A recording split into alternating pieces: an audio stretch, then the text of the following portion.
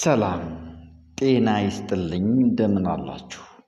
ኢትዮጵያና የጣሊያን ወረራ የአውሮፓውያን የቅኝ ግዛት ምኞትና የሸዋ መነሳት።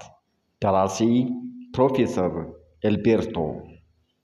በ18ኛው ክፍለ ዘመን ማብቂያና በ19ኛው አጋማሽ ኢትዮጵያ በበርካታ አነስተኛ ግዛቶች ተከፋፈለች። ዋና ዋናዎችም ጎጃም፣ ትግራይ፣ በጌምድር አማራና ሸዋ ናቸው። የእነዚህ ግዛቶች ነጋሲያን የማዕከላዊ መንግስቱ ዙፋን በተመቻቸው ጊዜ ለመያዝ መጣጣር፣ የውጭ ጣልቃ ገብነት፣ የመሳፍንት ሽኩቻና አቅም የሌላቸው ነጋሲያን ስልጣን መያዝ ለኢትዮጵያ ማዕከላዊ መንግስት መዳከም አይነተኛ ምክንያቶች ነበሩ። በዚህ ሁኔታ ስልጣን ለመሳፍንት፣ ለአካባቢ ገዢዎችና ሹማምንት በተዋረድ ሲበታተን እነዚህ ክፍሎች ስልጣናቸውን ወደ ዘር ውርስ ለመቀየርን ቻሉ። ይህ የብጥብጥ ዘመን በኢትዮጵያ ታሪክ ውስጥ ዘመነ መሳፍንት ተብሎ ይታወቃል። ይሁንና ከተቀሩት የሰሜን ኢትዮጵያ ክፍሎች በተፈጥሮ ወሰን የተከለለውና ስልጣናቸውን በውርስ በሚተላለፍ መሳፍንት የሚተዳደረው ሸዋ ግን በመጠኑም ቢሆን ዘመነ መሳፍንት በሀገሪቱ ውስጥ የተፈጠረው ብጥብጥና እልቂት አላጋጠመው። በዚህ የታሪክ ወቅት የነበሩት የሸዋ ገዢዎች ብቃት የነበራቸው ሲሆን የቀድሞ ንጉሠ ነገሥት ቀዳማዊ ኃይለ ሥላሴም የእነዚህን ገዢዎች ተወላጅ መሆናቸው ይታወቃል።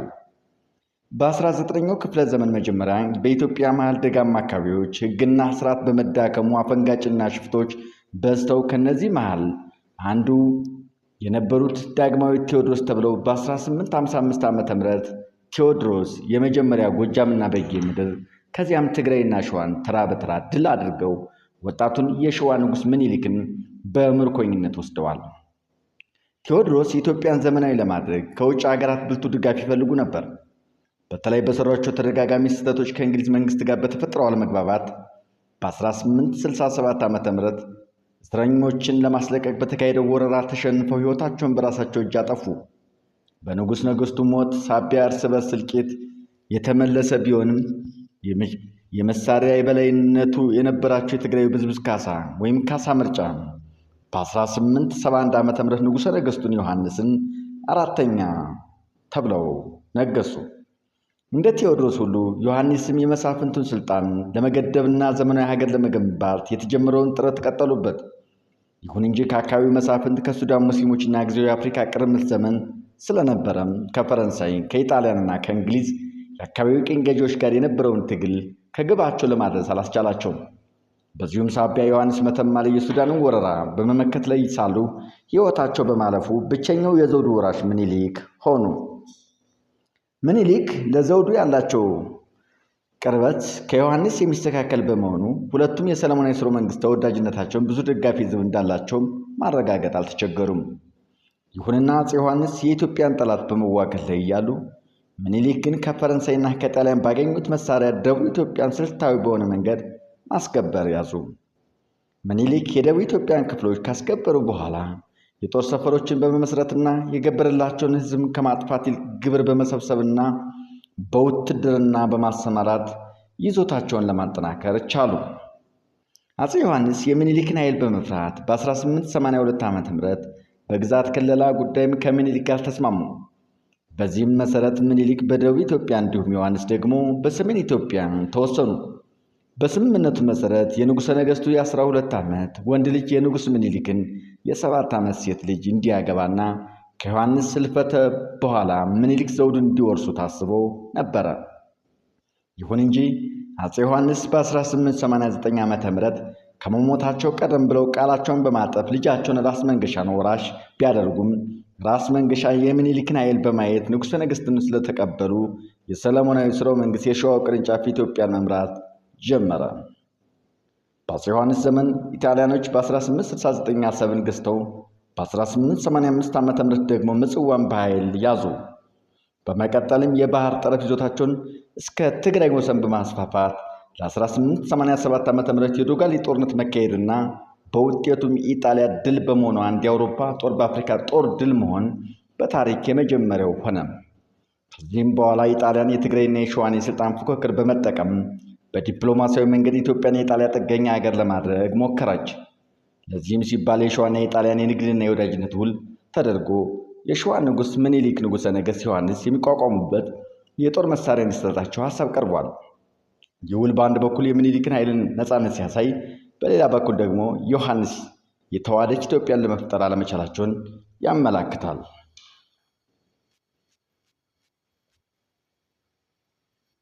አጼ ምኒልክ ከነገሱ በኋላ የአውሮፓውያን ድጋፍ በመፈለጋቸው ከኢጣሊያን ጋር የውጫሌን ውል ተዋዋሉ።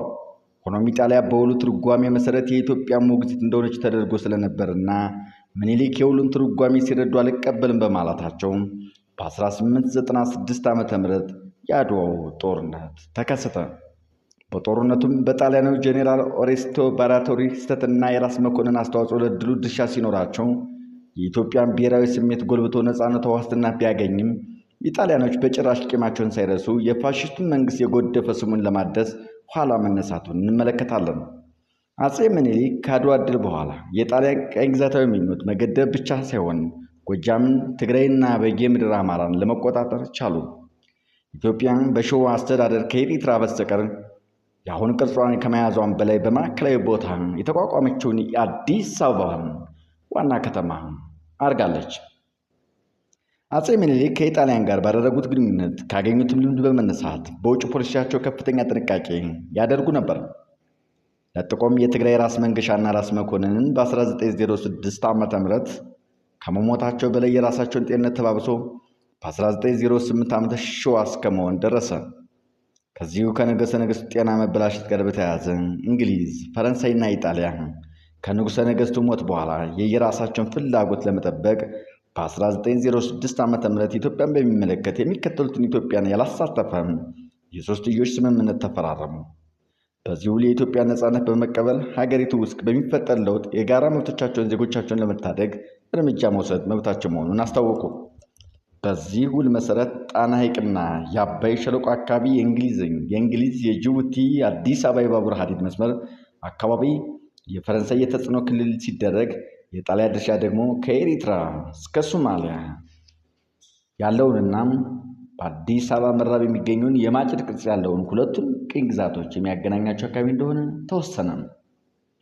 አጼ ምኒልክ ስለ ስምምነቱ ሲሰሙ እጅግ በመናደድ በ1907 ዓ.ም የ12 ዓመት ልጃቸውን ልጅ ኢያሱን ወራሻቸው በማድረግ እርምጃ ወሰዱ። እንደ ብዙዎቹ ነገሥታት ሁሉ ምኒልክም የወንበር ተፎካካሪ ባለስልጣናቸውን ይዘው መጓዝ ነበረባቸው። ለእነዚህም ባለስልጣናት ብዙ የራስነት ማዕረግ በመስጠት ስልጣናቸውን ለማደላደል ችለዋል።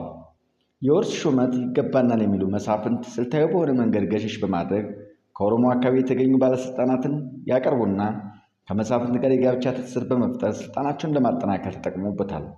ከዚህ አኳያ የሚታየው አራተኛ ሚስታቸው የሆኑትን እቴጌ ጣይቱ የኦሮሞ ዝርያ ያላቸው ሲሆን ሴት ልጃቸው ኃይለኛውን የወሎውን ራስ ምኒልክን አግብተው የነበረ መሆኑ ነው። ምኒልክ በ1913 ዓ.ም ሲሞቱ ዙፋናቸው ልጅ ኢያሱ ወርሰው ከ1913 እስከ 1916 ዓ.ም ገዙ።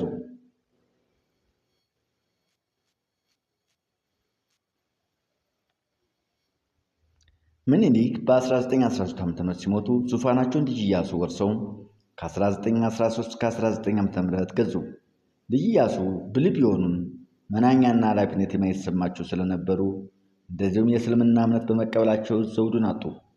ልጅ ኢያሱ በ1921 ዓ.ም በራስ ካሳ እጅ ከታሰሩ በኋላ የሸዋ መሳፍንት ዘውዱን ለአጼ ምኒልክ ልጅ ለልዕልት ዘውዲቱ ሲሰጡ የራስ መኮንን ልጅ ራስ ተፈሪን ባለሙሉ ስልጣን አልጋ ወራሽ አደረጉ። ራስ ተፈሪ ኢትዮጵያን በውጭ ድጋፍ የምዕራብ ስልጣኔ እንድትቀበል በትዕግስትና በእርጋታ አዳዲስ ግኝቶችን አስተዋውቀዋል። ራስ ተፈሪ በርካታ ታማኝ ወታደሮችን በመመልመል ስልጣናቸውን ለማጠናከርም ጥረት አድርገዋል። ኢትዮጵያ በ1923 ዓ.ም የመንግስት ማህበር አባል ብትሆንም በ1924 ዓ.ም ደግሞ ራስ ተፈሪ አውሮፓን ጎበኙ።